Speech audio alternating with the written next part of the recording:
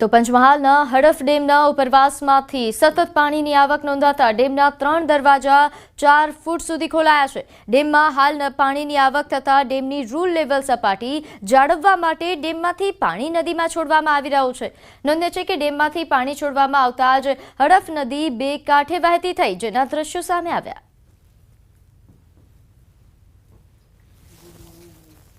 તો અરવલ્લીમાં પણ વરસાદી માહોલ છે। શામળાજીના મેશ્વો ડેમની મેશ્વો નદી બે કાંઠે વહેતી થઈ। ઉપરવાસમાં ભારે વરસાદના કારણે મેશ્વો નદીમાં પાણી આવ્યા છે। પાણી વધતા ભિલોડા, મોડાસા અને દનસુરાના નદી કિનારાના 20 જેટલા ગામોને એલર્ટ કરવામાં આવ્યા છે।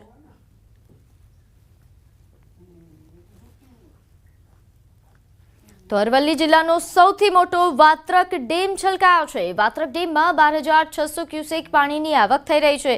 ઉપરવાસના વરસાદથી માલપુરના વાત્રક ડેમ તેની મહત્તમ સપાટી વટાવી ચૂક્યું છે। રૂલ લેવલ જાળવવા માટે વાત્રક નદીમાં પાણી છોડાયું। વાત્રક ડેમના 2 દરવાજા 3 ફૂટ ખોલીને નદીમાં પાણી છોડાયું હતું। વાત્રક ડેમમાં પાણી છોડાતા આગળના ગામોને પણ સતર્ક કરવામાં આવ્યા છે। તો દ્રશ્યો વાત્રક ડેમમાંથી પાણી છોડાતા નદીના છે।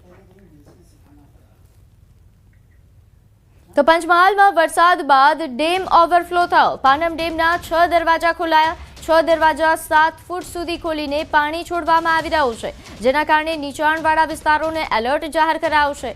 હાલ ડેમમાં રૂલ લેવલ જાળવી રાખવા માટે ડેમના દરવાજા ખોલવામાં આવ્યા છે। પાનમ ડેમમાંથી પાનમ નદીમાં પાણી છોડવામાં આવતા જ નદી કાંઠાના પંચમહાલ જિલ્લાના શહેરા તાલુકાના 5 તેમજ મહીસાગર જિલ્લાના સંતરામના 2 તો લુણાવાડાના 9 અને ખાનપુર તાલુકાના 1 ગામોને એલર્ટ જાહેર કરવામાં આવ્યું છે।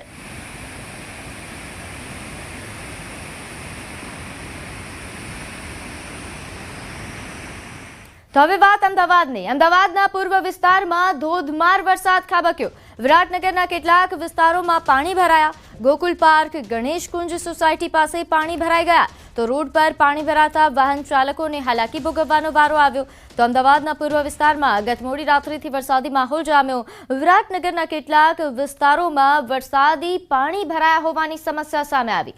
રોડ પર પાણી ભરાતા વાહન ચાલકોને ઘણી મુશ્કેલીઓનો સામનો કરવામાં આવ્યો। તો પૂર્વ વિસ્તારમાં ધોધમાર વરસાદ ગત મોડી રાત્રિથી શરૂઆત થયો। વહેલી સવારે પણ વરસાદ પડ્યો, જેના કારણે ઘણા વિસ્તારો છે કે જ્યાં પાણી ભરાઈ જવાની સમસ્યાઓ સામે આવી। દર વખતની જેમ વિરાટનગરમાં ફરી પાણી ભરાયા, જેના કારણે વાહન ચાલકોએ વહેલી સવારે હાલાકી ભોગવવાનો વારો આવ્યો।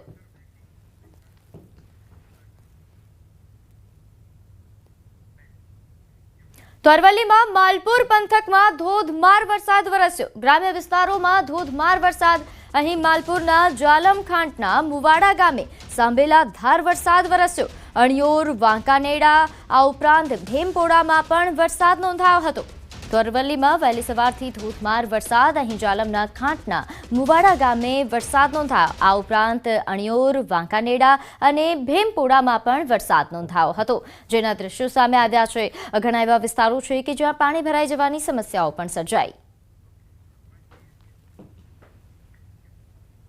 તો આ તરફ ધોધમાર વરસાદથી બનાસકાંઠા પાણી પાણી થયું। થરાદના મલુપુર રોડ પર વરસાદી પાણી ભરાયા। થરાદની કૃષ્ણાનગર સોસાયટીમાં પાણી ભરાતા રહીશો મુશ્કેલીમાં મુકાયા। સામાન્ય વરસાદમાં જ મલુપુર રોડ પાણીમાં ગરકાવ થઈ જાય છે, ત્યારે આ વખતે પણ આ જ પ્રકારની પરિસ્થિતિ જોવા મળી। મલુપુર રોડ પર પાણી ભરાયા, જેના કારણે વાહન ચાલકોએ હાલાકી ભોગવવી પડી। અહીં રહેણાંક વિસ્તારમાં પાણી ઘૂસી આવતા રહીશો પણ હેરાન થયા। તો અરવલ્લીમાં સતત વરસાદ વરસતા ધોધ સક્રિય થયા। સિઝનમાં પ્રથમ વખત સુનસર ધોધનો આટલો આહલાદક નજારો જોવા મળ્યો। ધરતી માતાના મંદિર પાસે ડુંગર પરથી આ ધોધ વહે છે, જેને જોવા માટે ઘણા સહેલાણીઓ પણ આવતા હોય છે, પરંતુ સિઝનમાં પહેલી વખત આટલા આહલાદક દ્રશ્યો અહીંથી સામે આવ્યા। અરવલ્લીમાં સતત વરસાદ નોંધાઈ રહ્યો છે, જેના કારણે અરવલ્લીમાં ઘણા ધોધ સક્રિય થયા છે।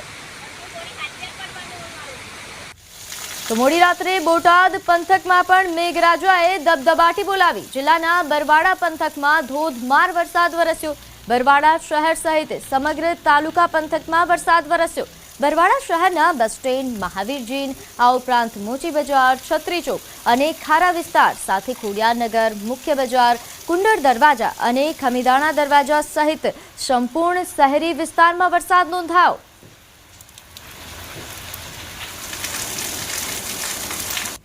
તો પાટણના રાધનપુરમાં પણ વિરામ બાદ વરસાદી માહોલ. રાધનપુર શહેર તેમજ ગ્રામ્ય વિસ્તારમાં ધીમી ધારે વરસાદ વરસ્યો. અહીં કુંતાસરી, મઘાપુરા, પ્રેમનગર, પોરાણા અને ગૌટિંબા સહિતના ગ્રામ્ય વિસ્તારમાં વરસાદ નોંધાયો. તો અહીં અસહ્ય ગરમી વચ્ચે વરસાદ વરસતા વાતાવરણમાં ઠંડક પ્રસરી લોકોને ગરમીથી રાહત મળી.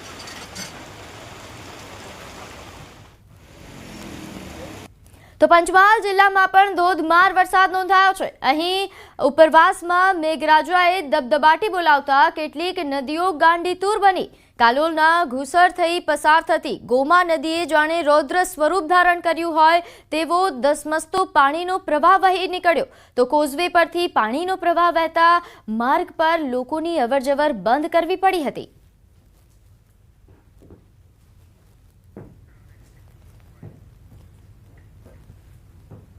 તો આ તરફ હાલોલમાં પડેલા ભારે વરસાદના કારણે વડોદરાનું તંત્ર એલર્ટ મોડ પર છે. હાલોલ પાવાગઢમાં પડેલા ભારે વરસાદના કારણે પ્રતાપપુરા સરોવરમાં પાણીની આવક વધી છે. ત્યારે પાણીની આવક વધતા પાલિકાએ પ્રતાપપુરા સરોવરના દરવાજા ખોલ્યા છે. ભારે વરસાદના પગલે પાણીનો પ્રવાહ પ્રતાપપુરા સરોવર તરફ વળતા પાલિકા એલર્ટ બની છે. ઉપરવાસના ભારે વરસાદના કારણે પ્રતાપપુરાથી આજવા સરોવર સુધી પાણી ન પહોંચે તે માટે પ્રતાપપુરાના દરવાજા ખોલાયા છે.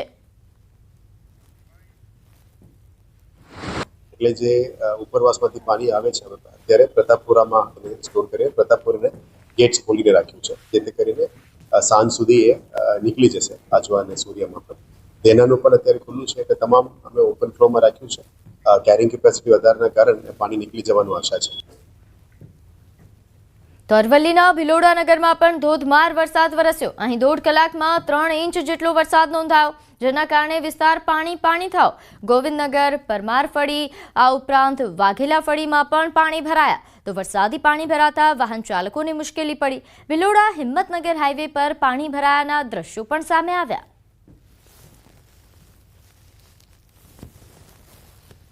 તો આ તરફ મેઘરાજના કુણોલ ગામે પણ કોઝવે પર એક બાઇક ચાલક તણાયો. ગામમાં લોકોએ જીવના જોખમે બાઇક ચાલકનો જીવ બચાવ્યો.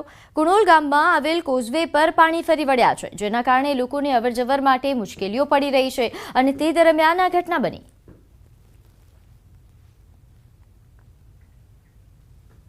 તો વડોદરાના શિનોરમાં સવારના 8 થી સાંજના 6 વાગ્યા સુધી 1.57 ઇંચ વરસાદ વરસ્યો હતો. નીચાણવાળા વિસ્તારોના ખેતરોમાં વરસાદી પાણી ભરાયા છે. ગતરોજ અહીં મેઘરાજાએ દબદબાટી બોલાવી. ખેતરોમાં વરસાદી પાણી ભરાતા કપાસ, એરંડા સહિતના ખેતી પાકને નુકસાન થવાની ભીતિ છે. ખેતરોમાં વરસાદી પાણી ભરાતા ખેડૂતોના જીવ તાળવે ચોંટ્યા. શિનોરમાં સિઝનનો અત્યાર સુધીનો કુલ 33.66 ઇંચ વરસાદ નોંધાયો છે. તો હાલ તો ખેતરો પાણીમાં તરબોળ.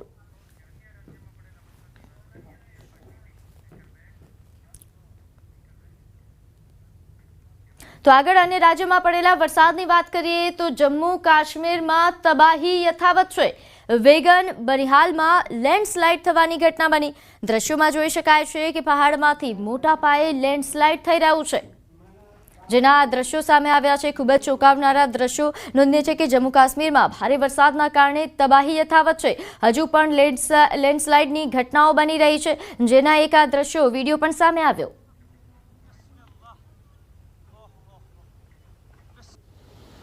તો મધ્યપ્રદેશના ઉજ્જૈન જિલ્લાથી 50 કિલોમીટર દૂર નાગદા તાલુકામાંથી પસાર થતી ચંબલ નદીએ માં ચામુંડાનો જળાભિષેક કર્યો. ચોમાસામાં મંદિર પહેલીવાર પાણીમાં ડૂબી ગયું.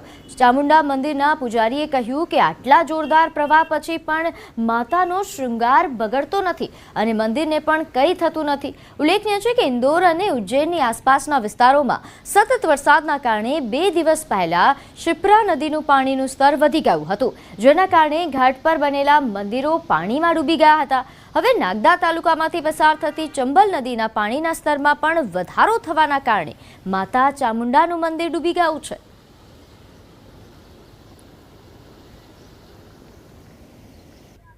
મધ્યપ્રદેશમાં પણ મેઘરાજાએ સટાસટી બોલાવી. સોડપુર ગામમાં નદી પાર કરતી વખતે એક યુવાન તેની બાઇક સાથે નદીમાં પડી ગયો અને તણાઈ ગયો. જો કે તે યુવાન આગળ ગયો અને તરીને બહાર આવ્યો હતો, પરંતુ તેની બાઇક તણાઈ ગઈ.